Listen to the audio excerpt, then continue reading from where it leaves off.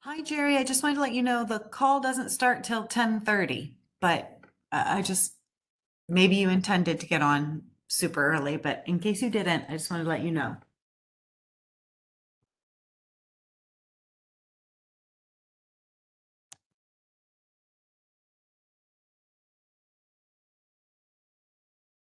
Oh, there, I need to take myself off mute. Can you hear me? Yep, now I can hear you. I am so sorry. I guess these calls are so. I'm sorry. I didn't mean to dial in. No, Um, that's okay. I just wanted to make sure that um, that it wasn't intentional, and I didn't want you to think, why is this call not starting? So, yeah. Okay. Yeah, I'll just go get another cup of coffee and dial back in later. all right, sounds good. Thanks. Thank you so much. Sorry to bother. Oh, no worries. All right. Bye. Take care. Bye.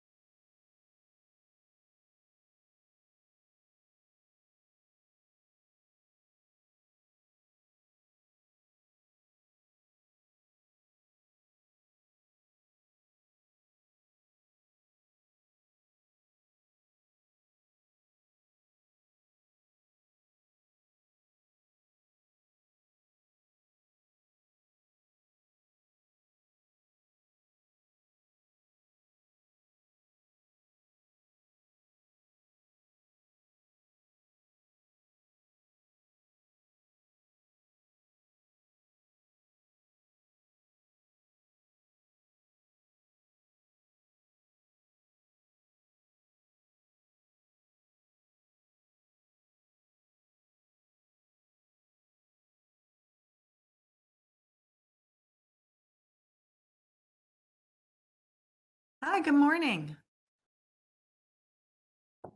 You were on mute, but I could read your lips. Yeah. Jennifer. Hi. Hi, I know I'm a little early. I just wanted to make sure I'm in the right place and this is where I should be.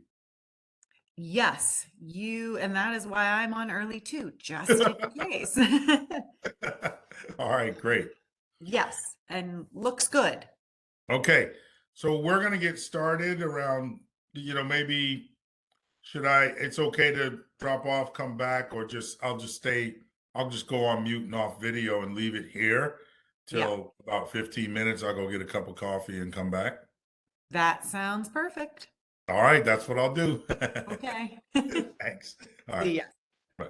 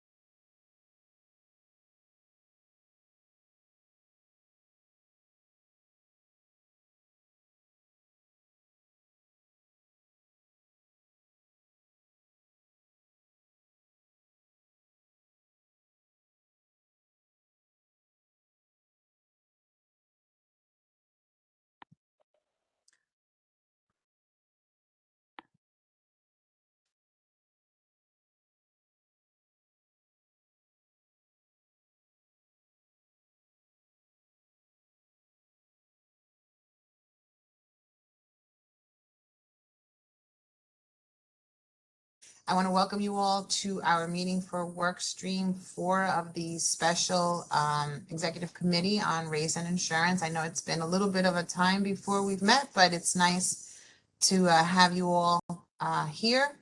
I'm pleased that you're able to join us this morning for what promises to be what I believe to be an interesting and informative presentation. We've been doing a lot of research throughout the last couple of years when we were tasked to look into insurance and life insurance and how it is being handled with regards to the communities.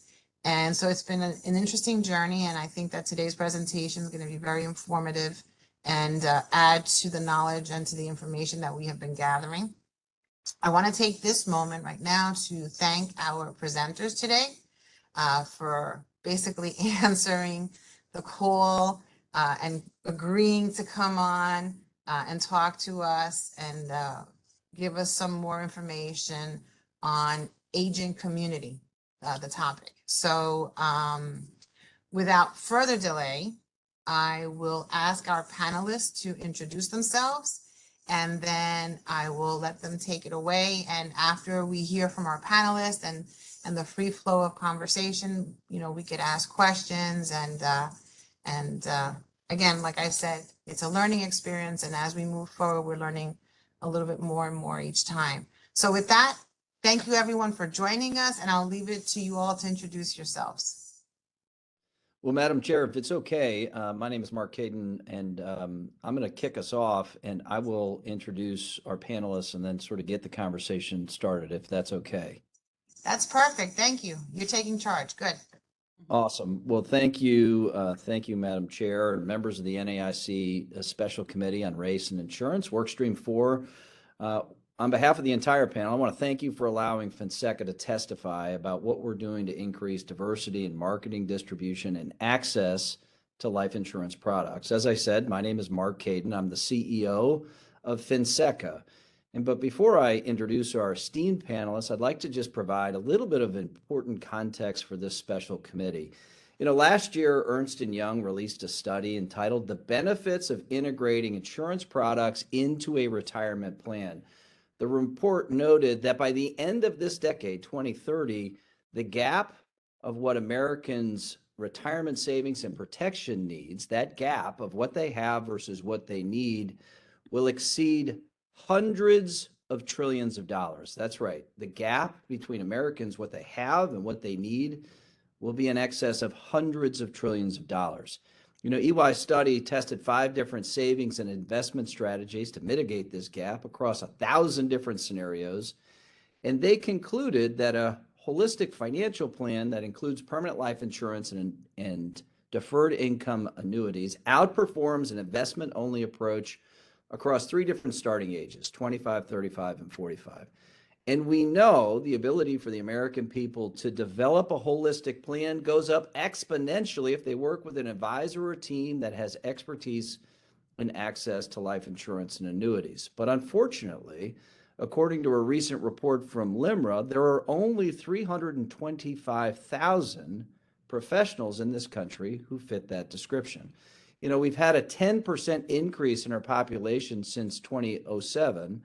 Over the last 15 years, 10% of our population has increased, but there's been a 0% increase in the number of professionals in our business. Now, these professionals do an extraordinary job serving millions of Americans, but we certainly can't expect them to serve a nation with 331 plus million people.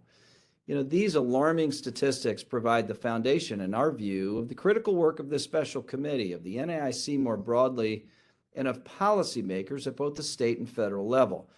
And these statistics also provide the why on why we created Fonseca, which I'll touch on more in a minute. You know, the reality is pretty simple. We know that the American people are not fully prepared for the future.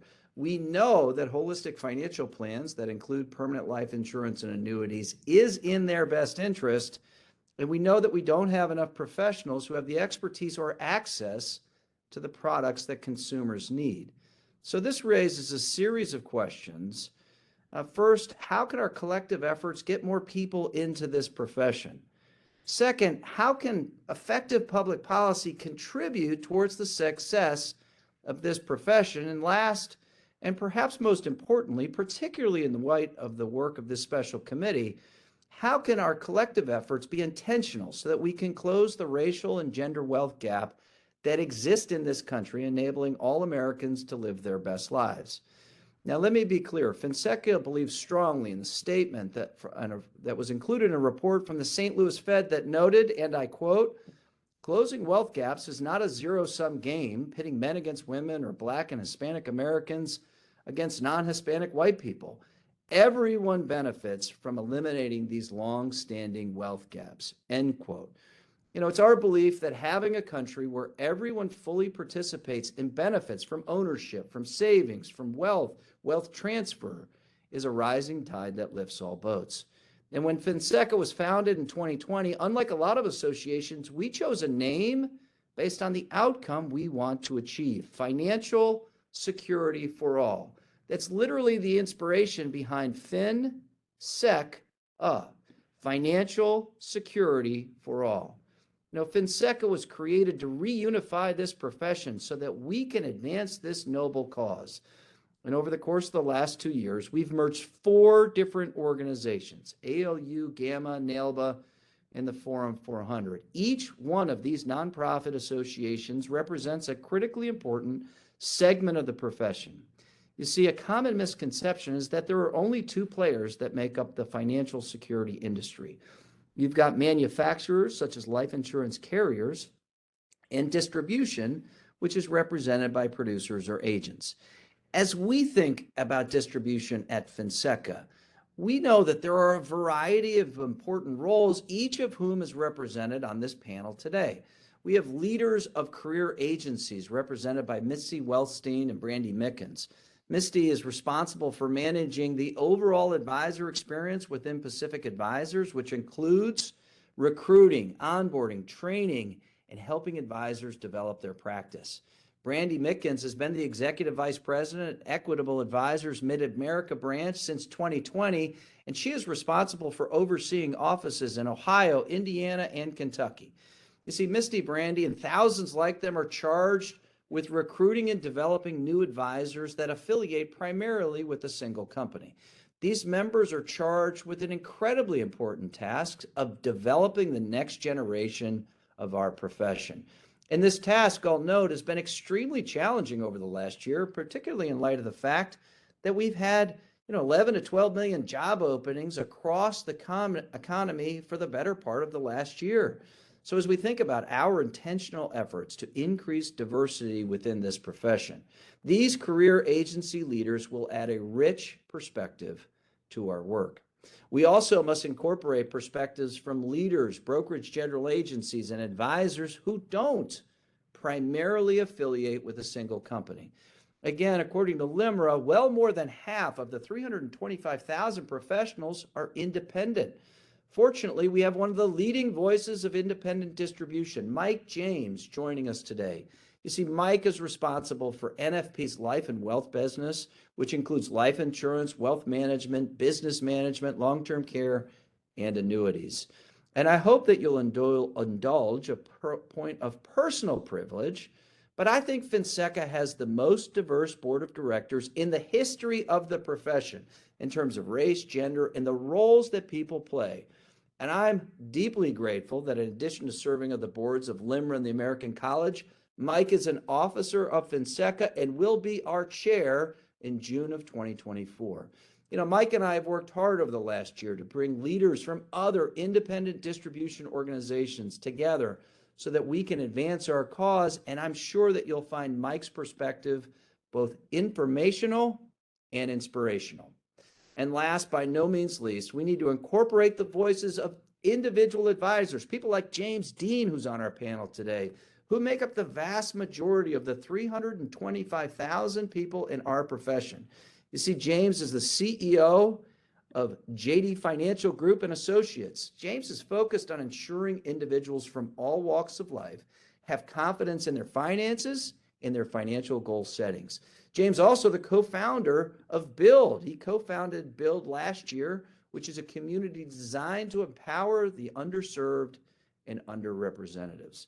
These individual advisors, as you'll hear more from James, need to hear from peers and colleagues, as well as the leaders who support their work with clients. You know, each one of these panelists contribute to the work of Finseca. We believe it is through collective action, by bringing people together, that we can close the gaps which hurt individuals, families, businesses, and ultimately as our country as a whole. Now, before I turn it over to Mike, let me just offer two parting thoughts. First, Finseca recognizes that a diverse board is necessary but insufficient, and that the diversity of our country is not fully represented in the entirety of our profession.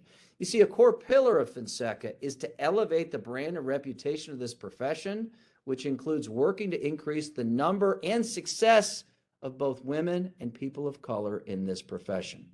As part of this work, we've established a Women's Impact Program, the first of what we hope to be multiple communities to address the needs in the marketplace. The Women's Impact Program is an initiative to address the disparity of women working and serving in leadership roles within our profession. We've also created a Finseca Futures Program to help the profession with the dual problem of both new advisor retention and diversity and inclusion in our profession.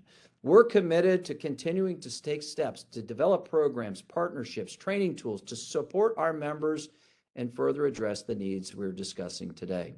My concluding point would be to highlight some of the work that Finseca has already done, including just last month at the NAIC NIPR Insurance Summit in Kansas City.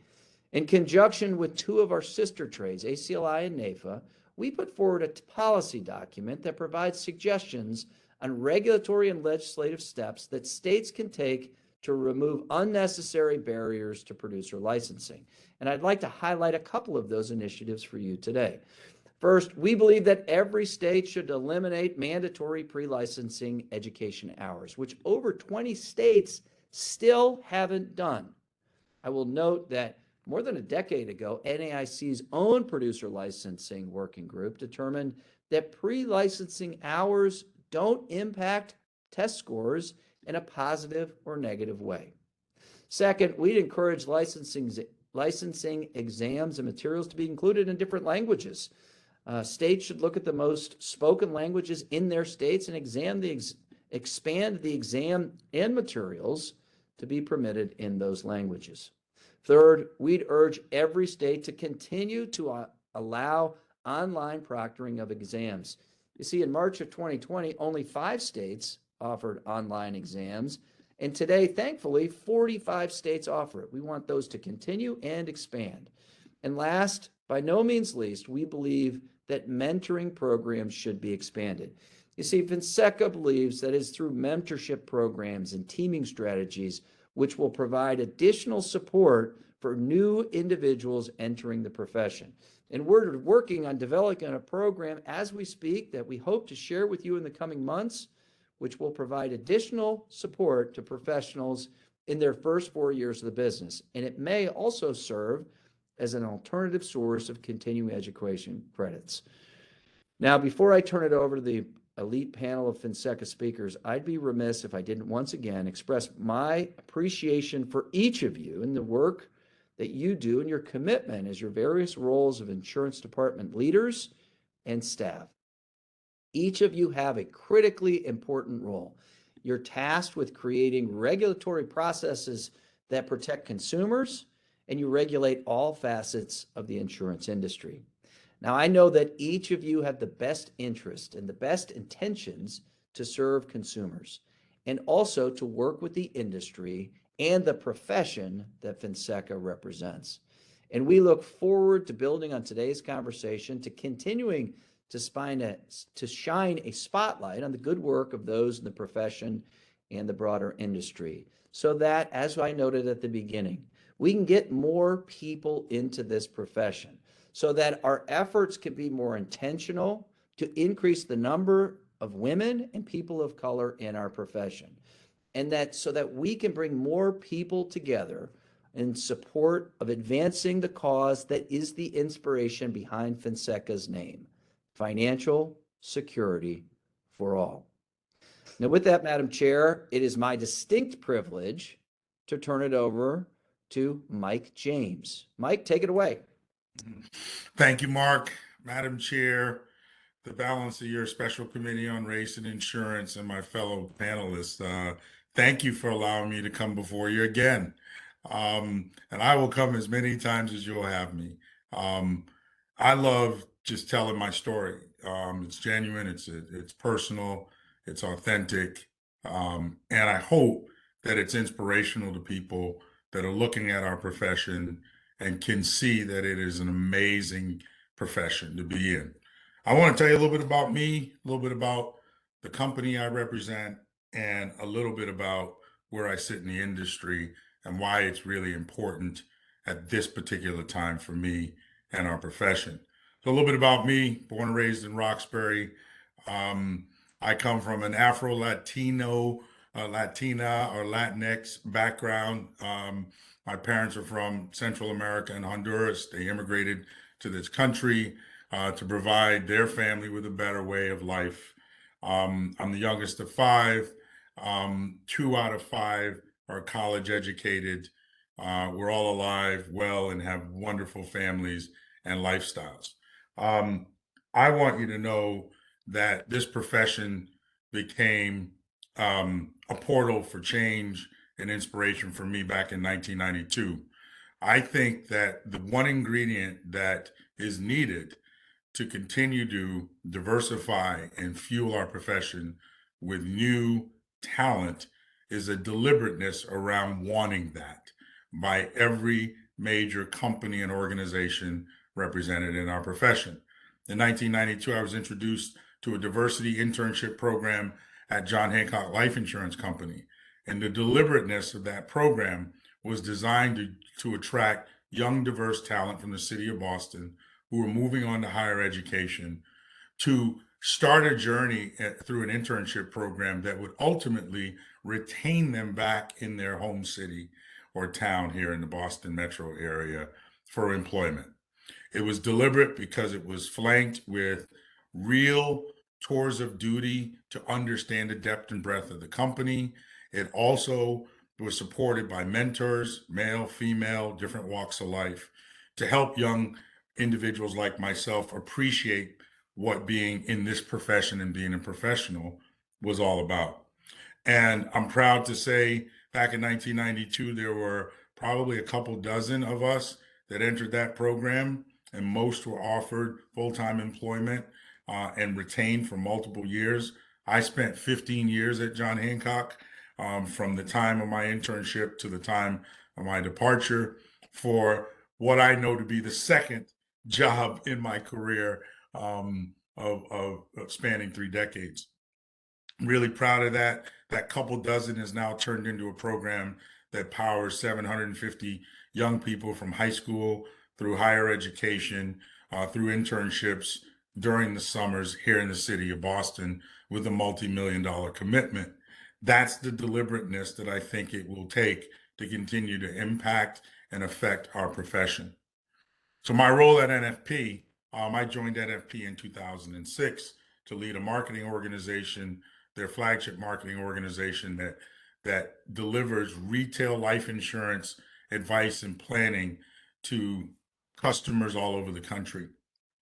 And since 2006, my journey at NFP has led me to leading our wholesale and retail capabilities on the life insurance side.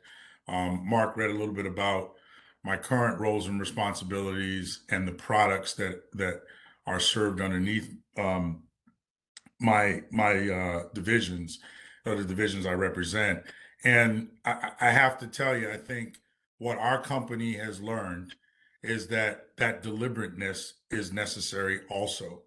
About a decade ago, we started to look at women in our profession at our company and making sure there was pay parity and there were programs, and our HR infrastructure supported women where they were and addressed their needs more broadly.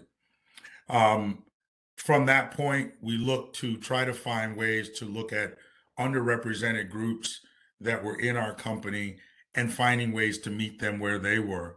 Unfortunately, I think the events of 2020 especially in March, gripped our country. We were in the midst of a global pandemic, and that kind of froze us in place. But what I do like about that period of time is no one could deny that it was time for change, generational change, change that needed to be instituted not only in communities, but in the workplace. And our company took that seriously, from our CEO, our board of directors, and our, through our entire employee base. And what's great about today is we now have infrastructure that supports groups from LGBTQ, women, families, disabled individuals, and different ethnic backgrounds, Latinx, Asian, African American.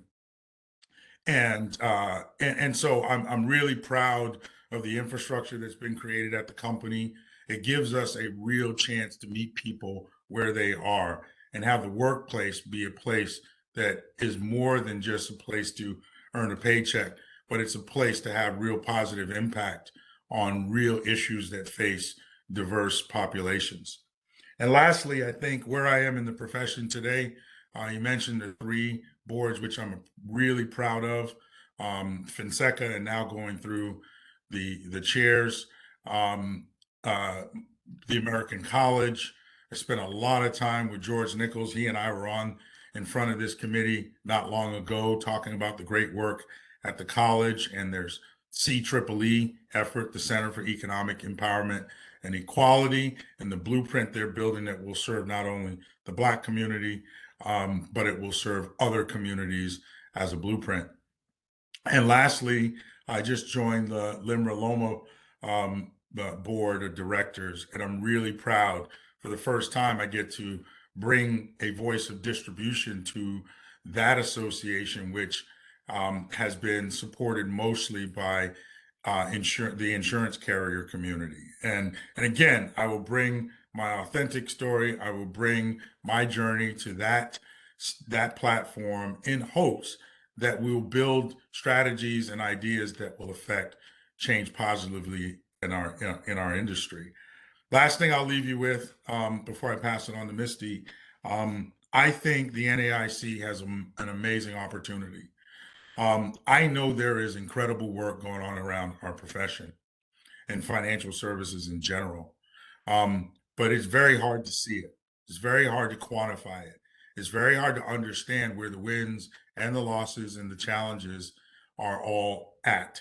And I would tell you that the NAIC, because of its state footprint, its ability to manage the balance between consumer and industry, I think has a great opportunity to help this profession showcase state by state what is being done and the incredible impacts of the efforts and the resources that are being poured in to our profession to make it a place for all to succeed in.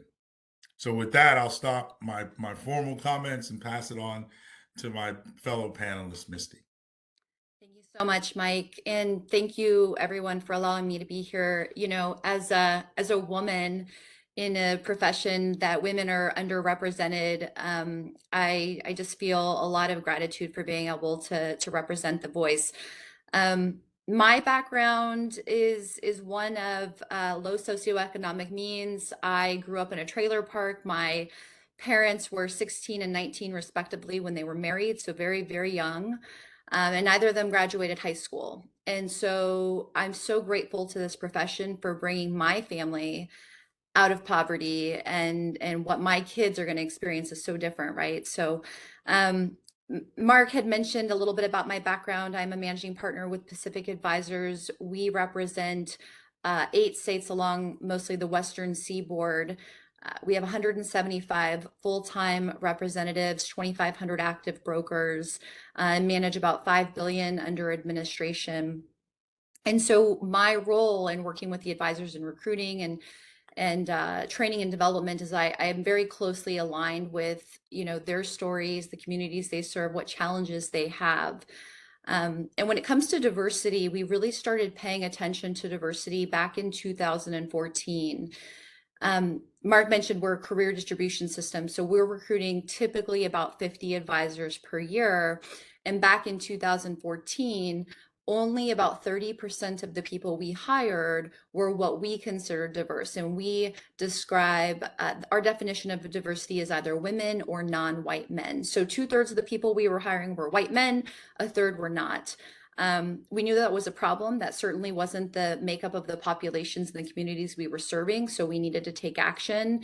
And I'm very happy to report that fast forward to 2021, 2022, over 70% of the people we are hiring in any given year are now meeting that definition of diversity. So we're very, very excited about the progress we've made there. And we took a few steps that I think were important. One is actually looking at the metrics, right? Because what you focus on typically gets impacted. So that was step one.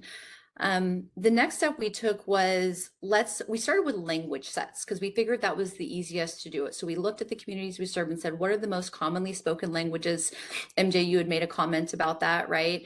And so for us, it was Spanish, Mandarin, Vietnamese, and Farsi were some primary languages we wanted to focus on. So we focused on recruiting people that had those language sets in their homes, and it expanded from there. You know, we've had many more languages added in the years, but that's where we started. In 2020, MJ mentioned, I think it gave a lot of us opportunity to pause and look and say, how can we do more? And in the tragedies that followed the George Floyd media, we said hiring diverse is not enough. We need to do more. We need to do more to help this cause. And so we started a DEI task force.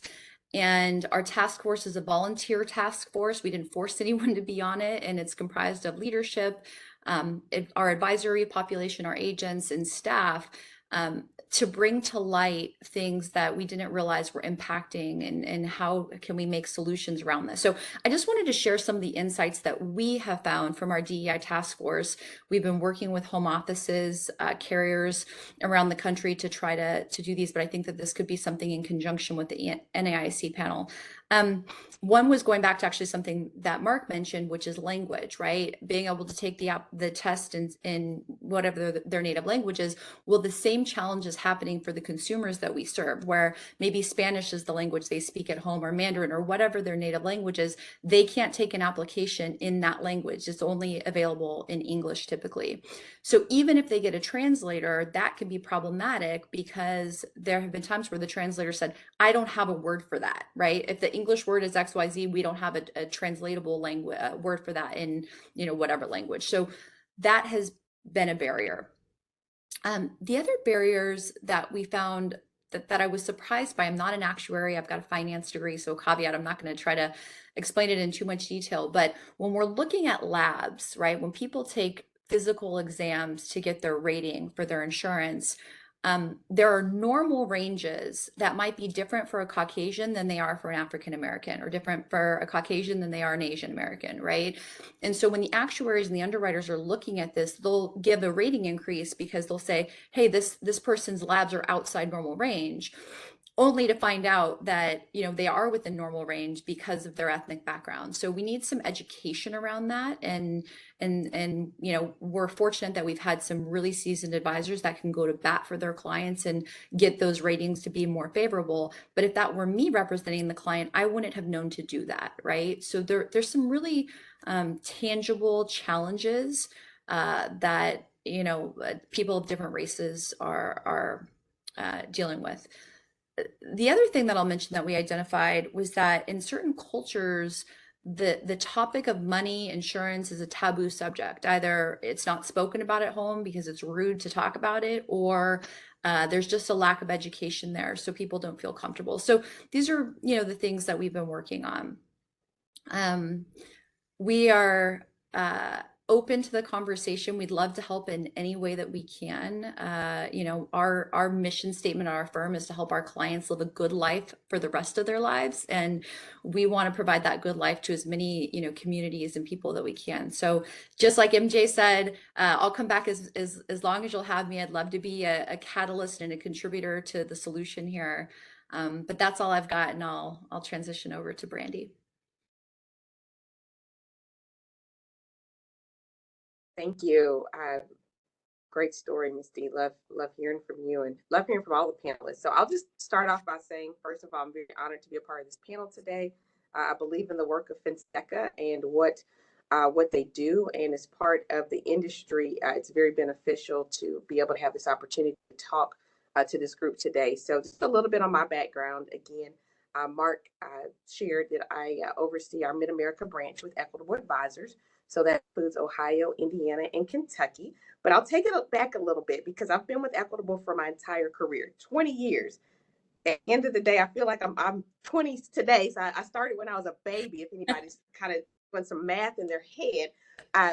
But I've been with the organization my entire career. And one of the things I want to just share why that's so important, because in this industry, as an African American woman who's been with a company for 20 years, unfortunately, I'm a unicorn. And I say that because I can remember starting in this career and looking around and not seeing one person that looked like me. And what was interesting is the reason I came into the career is because at the time, my mom was a teacher. I was graduating from college. She had gone through a divorce. She did not have a good handle on her finances. And she was literally not talking to anybody about financial planning, retirement. And as a 22-year-old coming into this career, I was shocked to learn that so many people were in her situation, particularly people in underrepresented communities. And so that was really the catalyst for me coming into the industry. I had a successful career in our Texas office and ended up getting a promotion to be our first African American woman executive vice president of a branch in our organization in 2020. So I hold that with a lot of pride because at the end of the day, talking about race and equity and inclusion in our industry is not just a hashtag to me. It's not an initiative. It's not something that sounds good to do. It's real life. And so I think about being in this role now and all the people who look like me or don't look like me or have different backgrounds who deserve to have this same amazing opportunity in this career. And for many, they don't know about the career. There may be barriers to entry, as we talked about in some of the ways that people get into the careers, the exam processes, things of that nature. We may not be paying attention enough in terms of what is the psychological safety that we are providing for advisors once they get into the industry. So what do I mean by that? So I'll be more specific in terms of some of the things that we've done here locally in my organization, but also from our company standpoint. So if we go back and we start talking about psychological safety and what that actually means, that means somebody feeling welcome, like feeling that they're part of the team in their organization, feeling that they can be their true and authentic selves, regardless of who is in that environment. And so as we look at the industry, what we found in our organization is that there were some gaps. And unfortunately, that wasn't specific or unique just to our organization. It's an industry-wide present, but at the end of the day, we wanted to do something about it. So a couple things. When I became the executive vice president of the Mid-America branch, I took a bird's eye view of everything, all of our systems, all of our processes. What are we doing in terms of sourcing new hires to come into this industry? Where are we finding our people? Are we looking in our diverse communities to make sure we're represented? What are we doing in terms of getting people through the testing process? How do we make sure that there are not gaps between diverse people and non-diverse people in terms of our testing outcomes? Then we looked at when we get people started, what does that look like? How do we get people up and running? How do we help them get involved in the markets and the communities that they want to serve? Because, by the way, the most important piece of all of this is that if we don't have people of diverse backgrounds and women in our industry, we will not be able to serve people in these communities who need our help. Because a lot of times, just like my mom's situation, people are hesitant to do business with people if they don't feel that.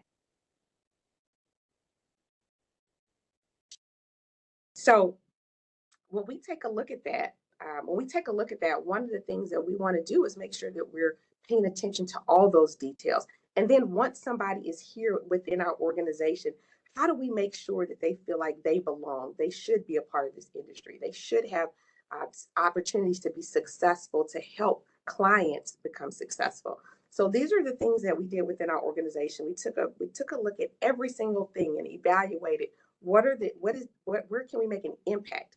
Where can we make sure that we don't have systemic discrepancies amongst our diverse and non-diverse advisors? The second, when we looked at that, the second thing that we did is we started to say, what can we actually do? So one of the big things that we did, we started for our women advisors. We said, hey, we are really underrepresented as in women advisors in our branch. We started a women's study group. And fortunately, we had some women who raised their hands in our organization who said, I want to lead this.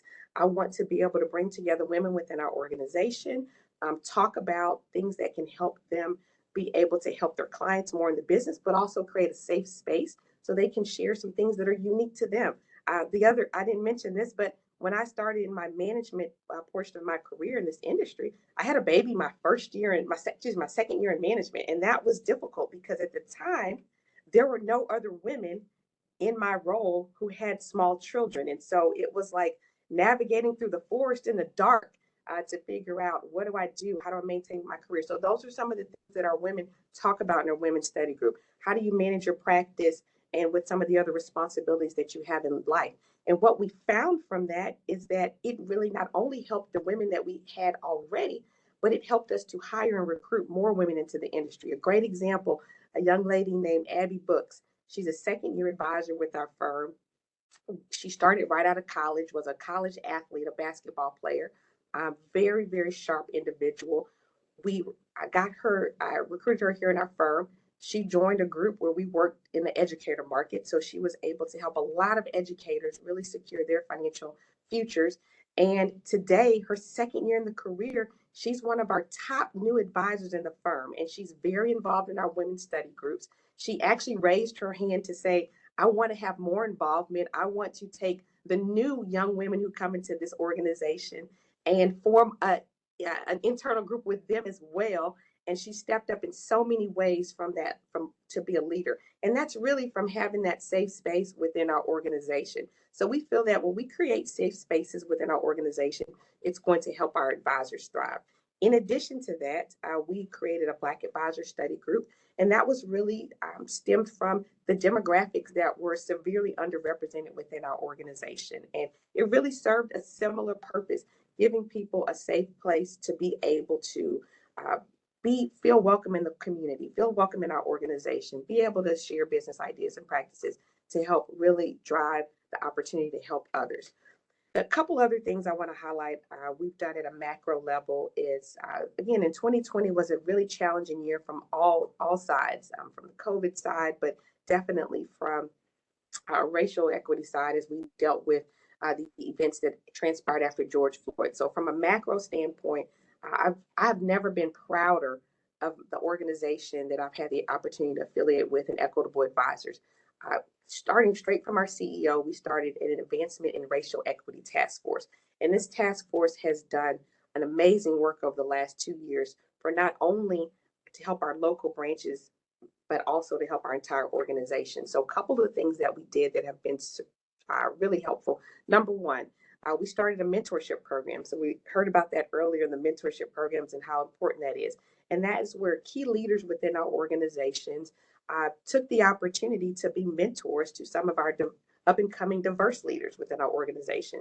I personally have benefited from that by being mentored by the CEO of our company, which has been an amazing experience. Second thing that we did, we looked at all the opportunities that we have to get involved in our communities and what does that look like. And we started a series of Black financial empowerment events, which were geared to close the racial wealth gap by talking to diverse communities about life insurance, retirement planning, investing, things that typically are not talked about around the table at a lot of diverse households. And the third thing I want to highlight is we really talked about making sure that our advisors have the support structures that they need to be successful in our industry. So I'll stop there, but I have so much passion around this because, again, it's not an initiative. It's not a check the box for me. It's real life. And I would love to see more people who look like me being in this industry so that we won't look one day and say, hey, that's a unicorn. So with that said, I will stop there and I will turn it over to James. Thank you, Brandy. It's definitely an honor to be here. I was going to say, Brandy, that I didn't know you could get your insurance license as an infant, since you said you've been in the industry for for 20 years. My background, I'll tell you a little bit about myself. I'm from a small town, Sanford, North Carolina. It's headed towards Fayetteville, North Carolina, one of the biggest Army bases. I never thought that I would be in the industry. My dad raised me more of a general contractor and an electrician, so I was raised more blue collared. I had a calling for me to go to an interview for a company, and it was about 3.5 hours away. And in this calling, I went and I actually ended up getting a position, and from there I wanted to help other advisors, and I wanted to mentor them, and that was the beginning of creating an agency, which is JD Financial Group and Associates.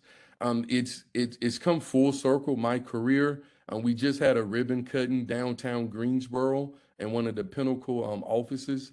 And when I first started in the industry, I remember being in a cubicle and on the same floor. And now we have an agency that's on the same floor. So that comes full circle. That's been a lot of hard work and having a great team. I will say that our team is full of leaders. We have two first responders from 9/11. One of our first responders, he's a detective from Hempstead, New York. He goes out and he's a retired detective, and he goes out and he services the police department, the sheriff's department. We have a deputy chief on staff and a captain from the sheriff's department that's transitioning. They're retiring this year and going to be full-time advisors. During our ribbon cutting, I was so proud to have representation from the sheriff's department and the Greensboro PD there, because I believe in serving those who serve us, who keep our community safe, and those are our local heroes and our regional heroes. Our second first responder is a retired Navy chief, and she does research and insights for us.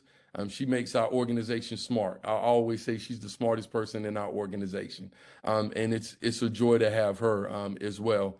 Our organization, I wear two hats. I'm a managing director for National Life Group. I'm trying to build out the market share in North Carolina, and I still have the agency that can be a safe space for advisors to help them develop, to teach them how to go from being a agent to a business owner. I believe that our profession is the greatest profession. I've been in this profession for close to 15 years. I can relate to Brandy. I didn't have a baby, but my wife and we had 3 kids while I was in this profession, and that was a lot of pressure because I'm trying to grow a business, and I'm trying to pay for the milk and the Pampers. um, but just being in this profession is giving me the opportunity to be with an association like Finseca, where I've had the opportunity to speak just a couple months ago in Kansas City, and we were speaking on diversity and inclusion. And one of the things is when I speak, I don't want to exclude anybody, but I really want to inspire. And I had a very emotional time because I had people from other ethnic groups that wanted to take pictures with me and saying that I was inspiring them about my story. And that's the whole purpose of having these conversations, is to inspire other people that might not have the courage or are trying to articulate their journey. And so it empowers people when they see people like Brandy or MJ or Misty come on and speak on their journey, and they can say, hey, I had similar journeys, or now there's hope.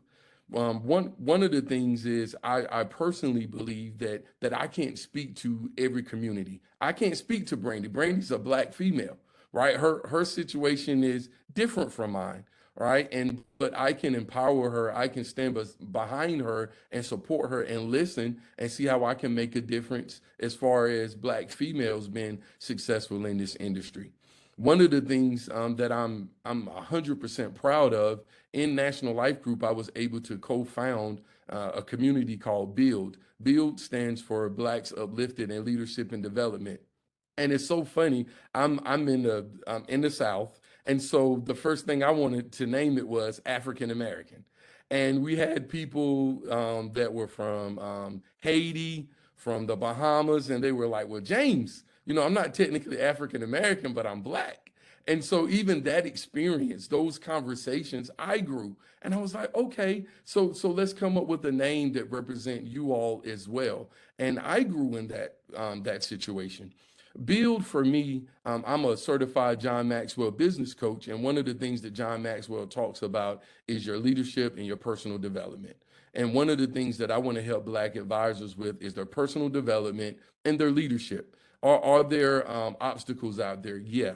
But your leadership, your attitude on how we respond to those obstacles can propel you to, if you look at the panel, to a journey to inspire other people.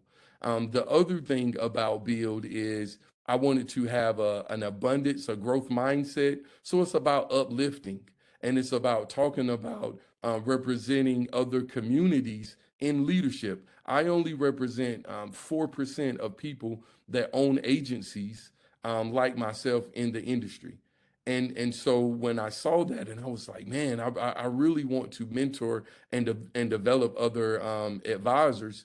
That was the genesis of Build. I'm getting mentored by the CEO of National Life Group, Mehran Asadi. He said this was one of his proudest moments to create Build. We just had our summit. We had one of the godfathers of financial services of our profession, Saul Hicks. He was at our summit. He gave an excellent speech. It was inspiring to me.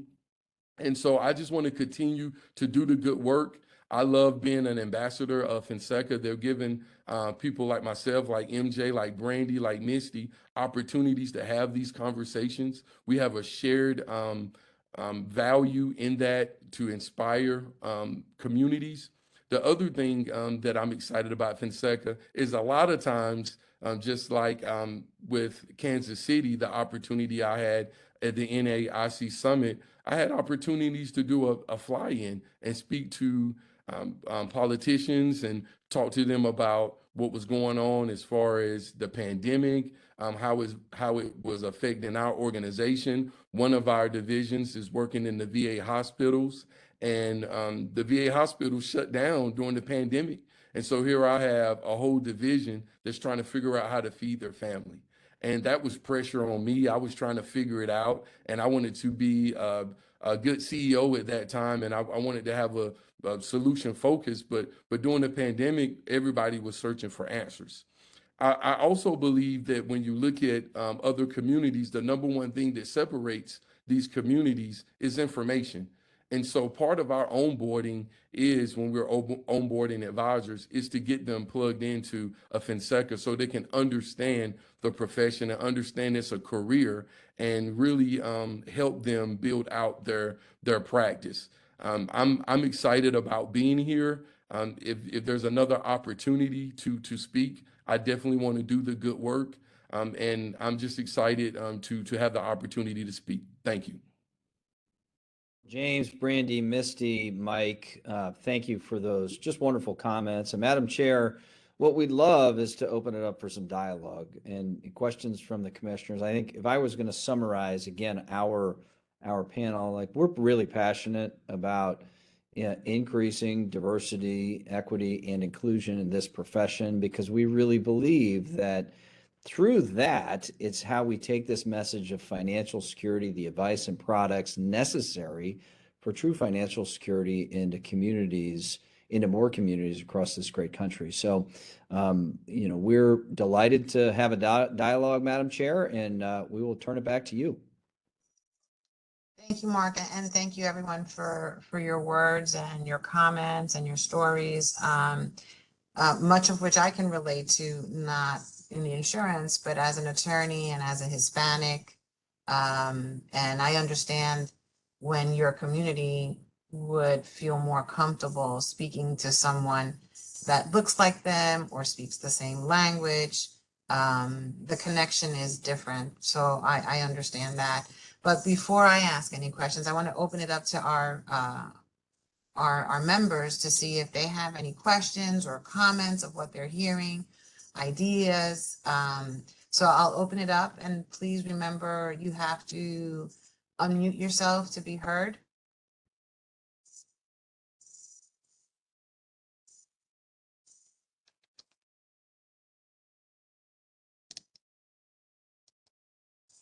I don't, if anybody has any questions or comments, please raise their hand and we'll call on you.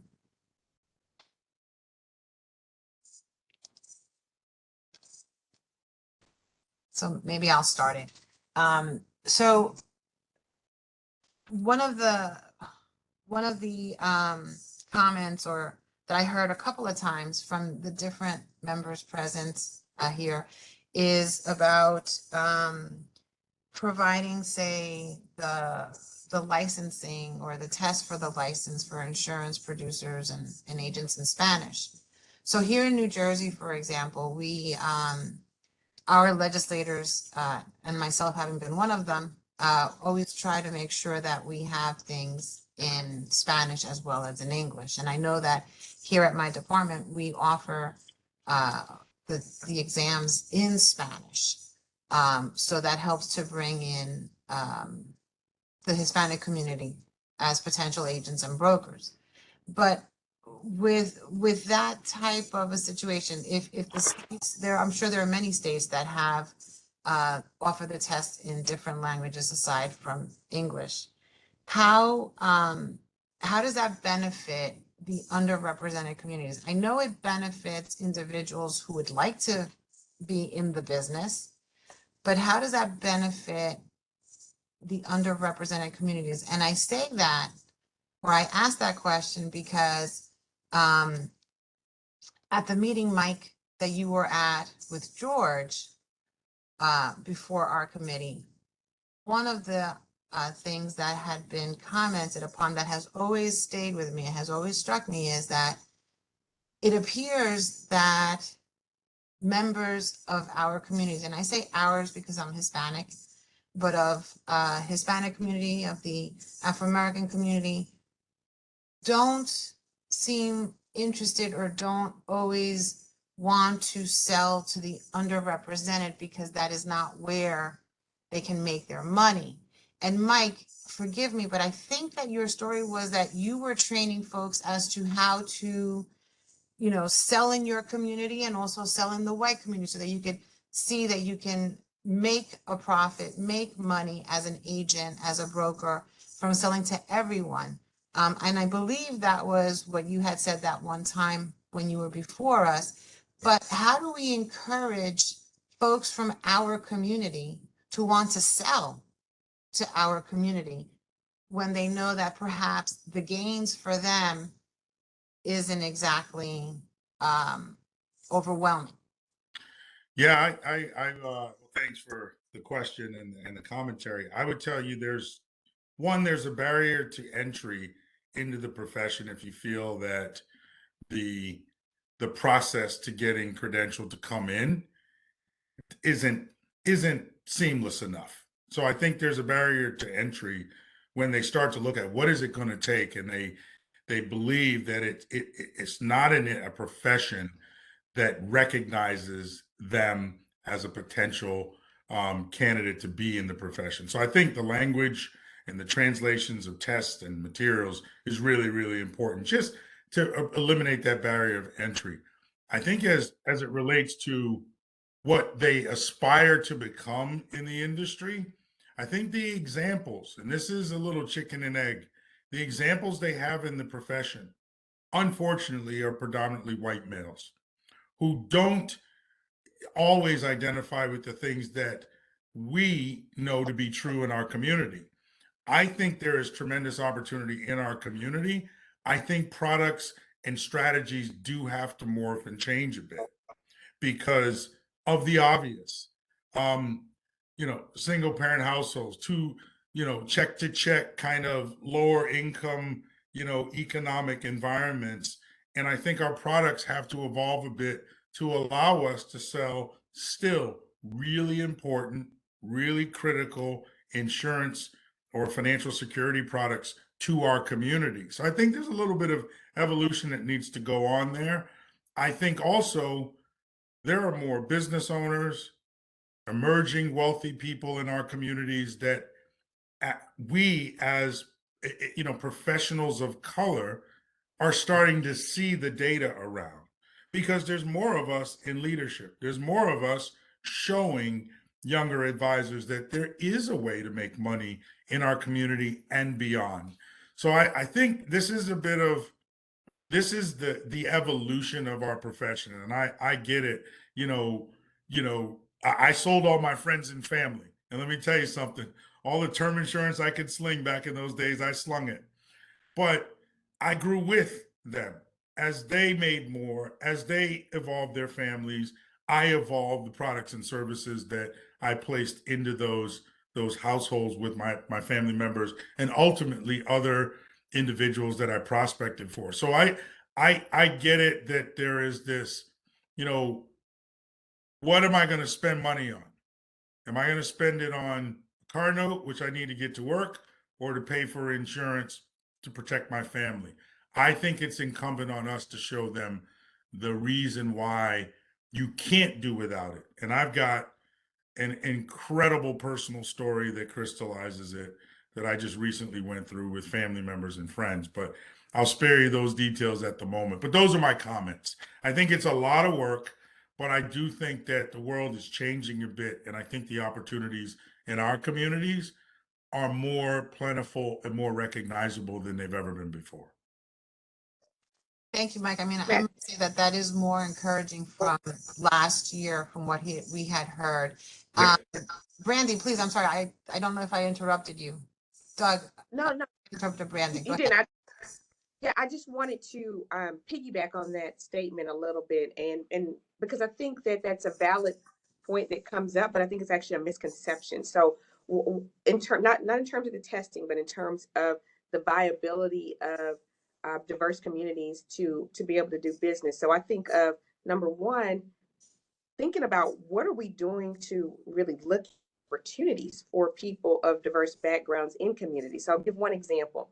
When I was in Texas and I was a vice president there, I had a team of advisors. They were diverse, had several who were African American. And one of the things they did, they discovered there was an opportunity to partner with organizations that really focused on working with Black doctors or physicians. And one of the things that this organization said was, we want somebody of African American background to partner with us. They had regular meetings. They had a whole just group of doctors who wanted somebody, but they said, we've never seen anybody and nobody talks to us about this who is from our community. And so one of the things that to our advisors about is there are opportunities to really help people in our diverse communities who have wealth or who are building wealth. And to Mike's point, sometimes you start with people who are on the upward trajectory.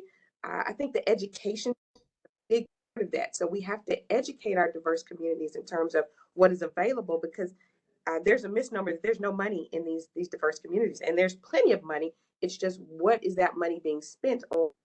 And sometimes it's not on the things that are beneficial from a planning and protection standpoint, because there's nobody coming into these communities and talking to people about that. So I think if we really are, again, this is all about intentionality. If we're really intentional about working with diverse communities, we will find people in every profession, every layer, every income circle who need help. But we've got to do the education on the front end and really go to those. I just want to, because I just don't, I will say this and I'll leave it at this. We have to get that misconception out of the air that there's no money in these diverse communities. There's plenty of money. It's how is it being spent, and how do we help make sure those resources are allocated in the correct place? Thank you, Brandy. Commissioner, I'm sorry, I see that you have your hand up, Commissioner Holman. Thank you, Commissioner. My question really is for any of the panelists, and I think it was maybe MJ that commented about internships, but what is it that we could do, essentially better in terms of giving the opportunity for internships among diverse populations. And maybe you have a personal experience that you can share with how it worked for you. But again, I think that, we're all very much recognizing the need to recruit talent and that it be diverse talent. But anyway, any thoughts at all that you might have on that would be. Oh yeah. Oh boy. I mean, I'm a product of internships. My three kids have gone through internships. I'm a believer that, you got to give individuals at that pivotal kind of age category a chance to experience what professional life or what the workforce really looks like. And I think there's no better mechanism to do it than with a formal internship program. I think there's several companies that really do it well. I Our company NFP joined the FAIR Coalition, the Financial Alliance for Racial Equality, that Nationwide championed. And I think Nationwide Insurance Company is one of those companies that has a blueprint around internships and professional development for diverse candidates that start with internships and end with executive leadership. And they can show you end to end how they invest and how they do it. My company, we hosted over 90 interns this past summer. The one I neglected to give you a couple data points on NFP, and we have over 7,300 employees worldwide. We're in every state in the Union, Canada, Ireland, and the UK. And we believe that it is important to bring young talent into the business early and expose them to what we're doing. We don't have just one aspect to our business, we have many. I entered as a salesperson and I've ended up as an executive with management accountability across product lines. And so there's so many different places and parts of this profession that young people need to see and understand and know that it's a viable profession. So in my mind, I think there are incredible examples out there. Internships, in my opinion, is a strategy that is scalable and measurable across the profession. Misty, I see that you have your hands up. Yeah, I have some comments on this as well. I also started in the profession straight out of college. And so I think that there's a couple things, and Mark knows I'm very passionate about the idea that as a profession, we need to clear our name. I think that when a lot of people hear the word insurance or financial services, they think of the sleazy sales guy from Groundhog Day still, right? The guy that stands in the corner and says, you want a policy? Do you want a policy? So I think that there's some cleaning up that we need to do about how noble our profession is and how we protect families and help with, pull people out of poverty and generational wealth and things like that. In addition, I think that teaming and people sticking to their swim lane is going to be huge with this, because I know that when I came out of college, I didn't feel like I could do all of the roles. I looked at the people that were successful and said, well, I don't have like 9 out of 10 of these traits, but I had one, right?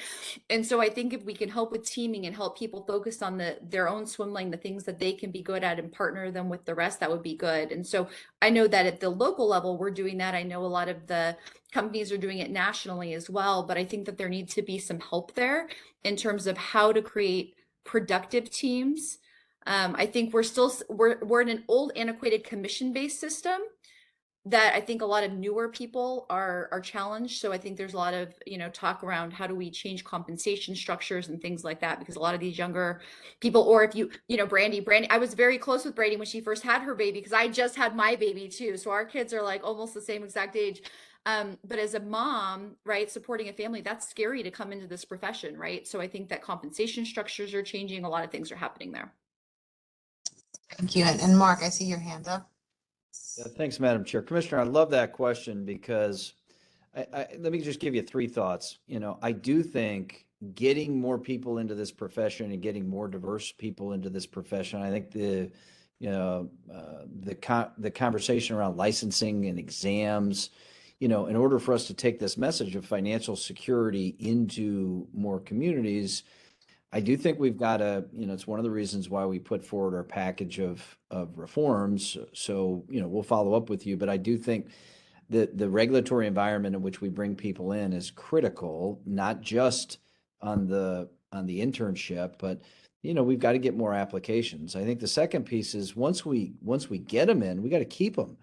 And one of the hardest parts about this deal is the fact that we lose a lot of folks in this business. And part of it is societal, right? That we don't like to have conversations. We know everybody needs life insurance. If you get it earlier in your life, you're going to be better off because it's going to cost less. If you can do what kind of Mike and Brandy mentioned, you allocate resources towards that's going to protect yourself and ultimately your family. But it's really hard to get people to focus on having a conversation on life insurance. People want to do other things, want to look out into the future. And so I think we've got to really look at what are the things, A, how do we get more people in? B, when we get them in, we still lose, 4 out of 5 new advisors in their first 4 years in the business. And so how can we look at that and help them build out holistic practices? And then I think the other piece that I would just encourage every commissioner to look at, if we can get them in, we can get strengthen the internship program, what the industry is committed to doing, and a lot of good work being done on that. We can make the regulatory barriers or the legislative barriers within states make that conducive to getting more people. Then we have to look at the ongoing regulatory environment in which the advisor and the leaders work in. And that's where, again, I think, the commission-based advice model offers choice for consumers. It's hard, as Misty mentioned, but it does offer choice. But I think so often is that, there are people who would promote just a fee-only model. Like that's all. And the reality is, Madam Chair, to your point, the people who get served from a fee-only model are people who have money that they can afford to pay a fee.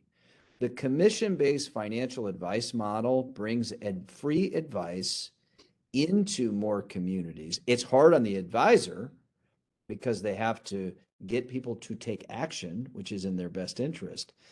But I think we need to look at that because again, what we need is to get an army of professionals into more communities that are providing the advice and products needed for financial security. And the commission-based advice model does a lot of really, really, really, really good things for consumers at all income levels. So I would just like to encourage everyone to think about it in a holistic way as they develop the regulatory environment in which the profession works in. Thank you, Brandy. And then, of course, James. Yeah, I really think that was a great question about the internship programs. And I will say I did an internship with a financial company before I came in. I did because I didn't know what financial advising was going into my senior year of college, and it really helped me make a decision. But beyond that, I think that the other part of the internship is it helps bring advisors into the career at a younger age. So if we look at the statistics right now, and if it's changed, in the last year, I apologize, but average age of a person in our industry is about 57. It's a 57-year-old white male. And the reality of it is, if we're going to be able to help people across generations, we have to have young people coming into this industry, and it has to be attractive to them, and it has to be something that they start to understand at an early point. And I'm going to share just a quick story that why this is so important. Later today, I have to do a call for one of our advisors. We're doing a memorial. Unfortunately, he's 34. He passed unexpectedly, 2 small kids and a wife. And it has shocked our organization, quite frankly, in terms of great guy. A lot of people knew him and very well liked. But the bottom line is he started in our industry at an early age. He started in our career at 24. And he was a big advocate of life insurance. So he helped a lot of people in his age demographics get life insurance for their family. So when you think about that, we have to have people thinking about this industry early because now this young man has passed unexpectedly. And by the way, that is going to impact a lot of our other young advisors thinking about what am I doing to really be proactive in terms of talking to my clients, my friend groups, my people and my age demographics and my community. And he was a diverse advisor as well. He's a Black advisor. And what can I do to make sure that these communities are getting that help? So I think those internships make the career and the profession more attractive to our advisors, our future advisors at a young age, get them understanding the importance. And when things like this happen, make sure that we're taking care of people and their families, because that's really what this is about, taking care of people. So I just wanted to share that. Thank you, James. I was going to actually put both questions together and to say that internship can be an opportunity to go back into the communities that you were talking about on your first question to build trust. Because one of the things that we have to talk about is the trust barrier. And one of the things that I really when I'm at community colleges, when I'm at high schools, and I'm talking to these communities, I always tell them about my story growing up. And my story growing up is when you look at the Black community, our dollar, 60% of our dollar goes to some kind of philanthropic cause, whether it's church, whether it's sororities, whether it's fraternities, Masonic. We give a lot of our dollar. No, it doesn't travel as far as on the business side. But our love language is giving. So when I mentor internships and Black advisors, I really, really push them about doing community service and being in the community, and whether it's doing a career day, whether it's going to the YMCA and teaching on budgets. That's still a way to service that community without always trying to do something transactional with the community. I come from a background of educators, so I believe that everything starts with a level of awareness. So going back to these communities and not always looking for to put a product in or a financial vehicle, but going back and educating is a way to build that trust. And one way to do that is through internships, whether that's a high school or a university. Thank you. Thank you. And Mike, I saw that you had your hand up. Yeah, I did. I just, I'll make this comment, and I know we don't have enough time to go down this road, but I think vernacular does matter, in getting life insurance in the hands of more Americans. And I think the stigma around how dire it is to get into the product and what it takes to derive a benefit from it have historically been barriers to actually buying it, because it's such an invasive and sometimes dark conversation that you had to have. The thing I'm encouraged by about our profession is I do think there's a tremendous amount of product innovation that focuses products on living benefits. And living benefits have tremendous value, from accelerated benefits that help you take care of family members. I happen to have an 87-year-old mom that lives with me that owns life insurance. I have in-laws that are in their late 70s, and we own life insurance with a long-term care benefit on it, which is a huge advantage to have, to access a pool of money.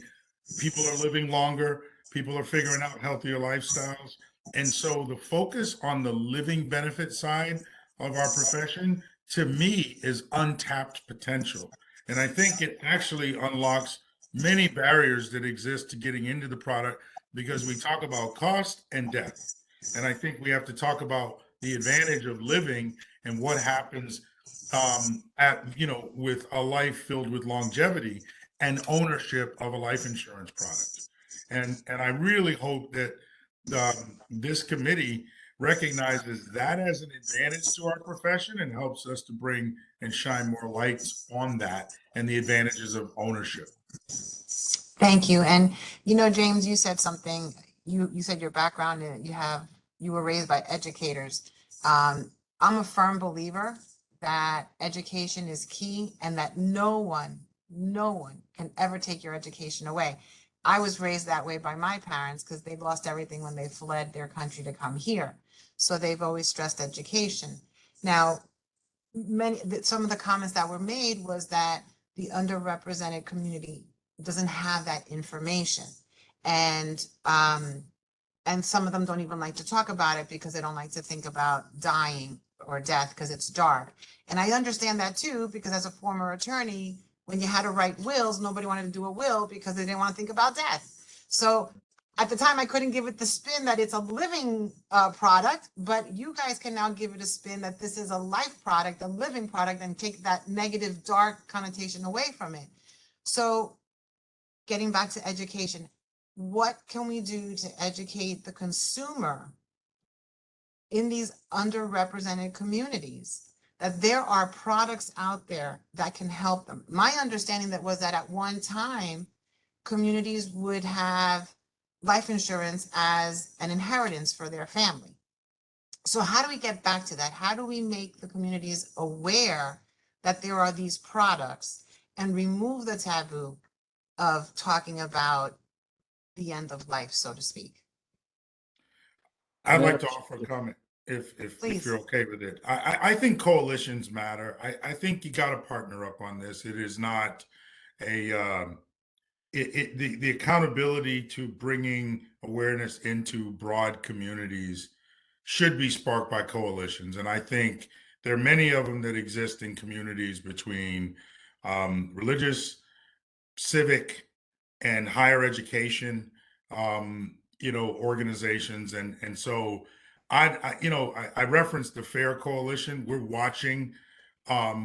We're involved in a coalition that is deliberately going into HBCUs and standing up internship programs, education programs, and dedicating resources to continual access to financial professionals to understand how to come into the profession.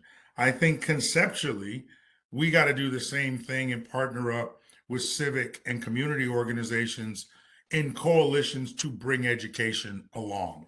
I can tell you, I do a lot of work in the inner city here in Boston, through a program called No Books, No Ball.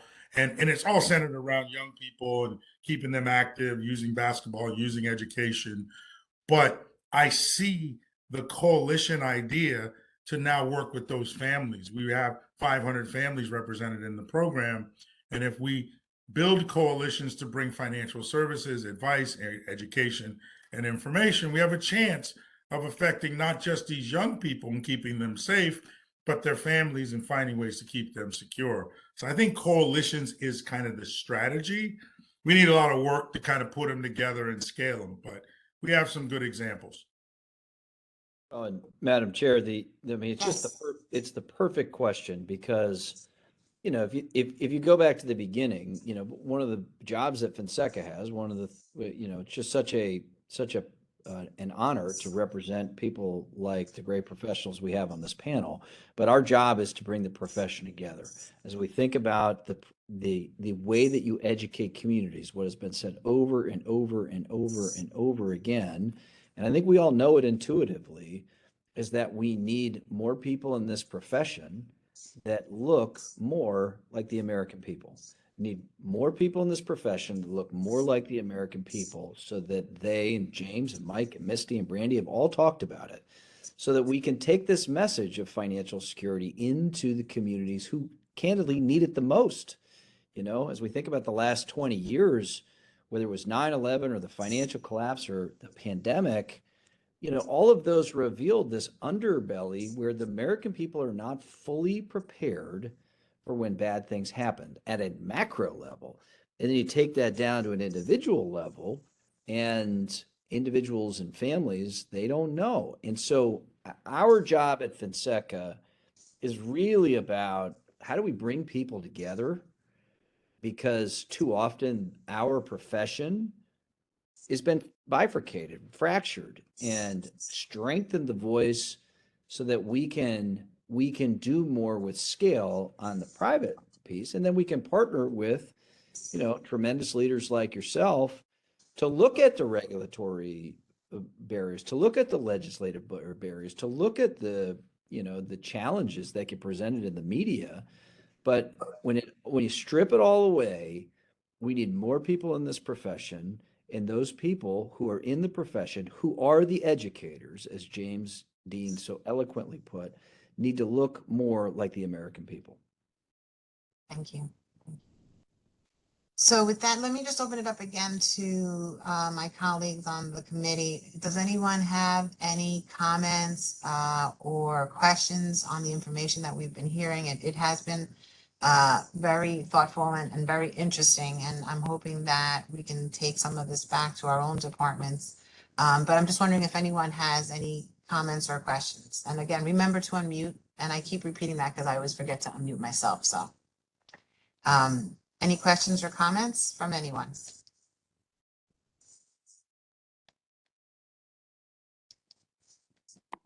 So it looks like you guys have done a fabulous job explaining this and or pointing out the holes that exist, but also how we're trying to fill those holes to be able to reach the different communities. So looking at the time, I have one last question that I think will bring us right to the top of the hour. And my question is, the majority, all of us here, except for you all, but we're regulators. And so we're bound by regulation and law to monitor the industry, make sure it stays healthy. But we also have a mission to protect our consumers and to ensure that they are protected. So what, if anything, could we as regulators, within the confines of what we have to work with, do to help our consumers, especially individuals in these communities, understand the benefits or the opportunities of buying these types of products? Well, Madam Chair, I'll start and then welcome my esteemed panel to join in. Again, I think there is a lack of knowledge about the power of a holistic financial plan. You know, the Ernst & Young study that talks about life insurance, some savings, annuities, those things are objectively in the best interest of consumers. And we know, you know, the 5% of life insurance is delivered direct to consumer. The reality is it requires a conversation. It requires a professional. And so I would, you know, that's one of the reasons why we put such an emphasis on the package of reforms and suggestions, you know, that James spoke to last month at Kansas City. So I think there is an opportunity there. And then beyond that, I do think that, you know, we have to continue to partner state by state. You know, there are pressures, as I'm sure you're well aware, you know, where does the consumer best interest in the protection end, and where does the industry begin, and where is that line? And I think the best way that we determine that line is through kind of transparent dialogue, because our goal is, hopefully is clear. Our goal is to get more people in this profession, to diversify those people, and to deliver more financial security to more people. That's our goal, stated mission at Finseca, and everybody in this panel's stated goal. So I think there's an opportunity for us to work together and state by state, and to really talk about some of the regulatory challenges. Obviously, they're different in different states, but there are regulatory burdens that inhibit the ability for us to deliver the products and advice needed for financial security. And I think that's a really important collaboration that we, you know, continue on a state by state basis. So that'll be my last comment. Thank you, Madam Chair, for a wonderful opportunity and for the opportunity to share a few thoughts. Thank you, Mark. And if you don't mind, we'll just go Mike, Randy, and then James. Yeah, I'd like to just piggyback off Mark's comments. I think Finseca is in a pivotal position in our profession by, you know, we work every day to unify it and bringing distribution leadership and from all walks of life together to talk about the power of our profession.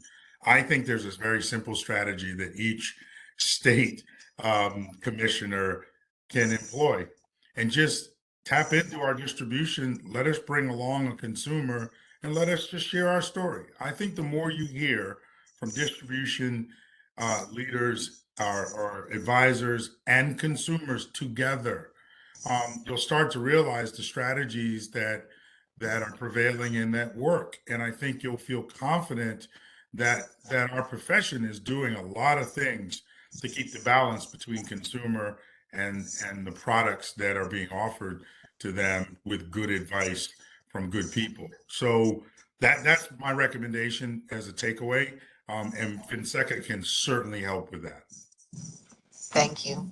Brandy? I think Mike said it best. He took the words right out of my mouth. I think, you know, understanding the day to day, because, you know, as a leader of a branch, we hear from our advisors. We know some of the disconnects in terms of regulatory challenges, but also, you know, really just wanting to help people.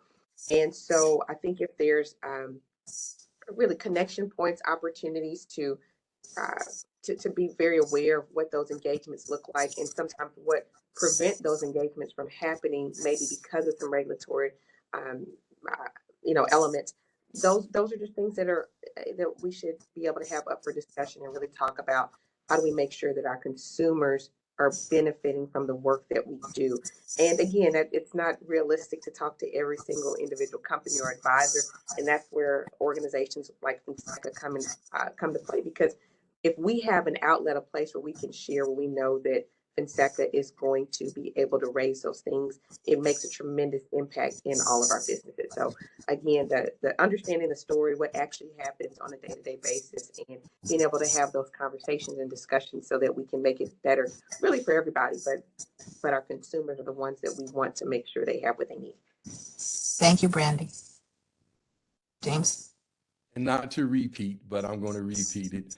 To continue these conversations, to partner with associations like Fonseca. To me, when I go into a high school, or if I'm talking to an athlete's mother, they have the same concern, and the concern is, can I get financially educated? And so I put down my company hat, and I really represent this profession, and that's being a part of an association, being a part of these conversations help us when we're out in these communities, because they understand that we're trying to make this profession better.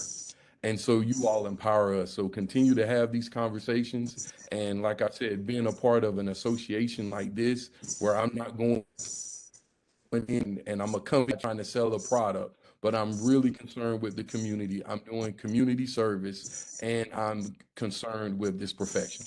Thank you. So we're at the top of the hour. I want to thank all of you for joining us. I found the conversation very interesting, very stimulating. Coming from a Hispanic community, I've seen how folks sometimes ignore the community, and we're growing economically, and so it's important for the product to be brought to them. And again, I appreciate the information that you've been so willing to share with us so freely. And I am sure that my colleagues also appreciate the information that was shared here today. And of course, if anyone on this committee has any questions after we finish today's meeting, you're thinking about it, and you come up with a question or you have any kind of ideas, please feel free to reach out to Jennifer. Jennifer, sorry that I'm making you our middle person, but you can email Jennifer, and Jennifer will be able to reach out to our panelists and then share with us any responses that they may have on any questions that you may have for your individual state, or a thought that you might have. So with that, I want to thank all of you for joining us. Thank you so much for this conversation and for the insight. And I hope to see all of you very soon. Take care. Thank Thank you. you. You.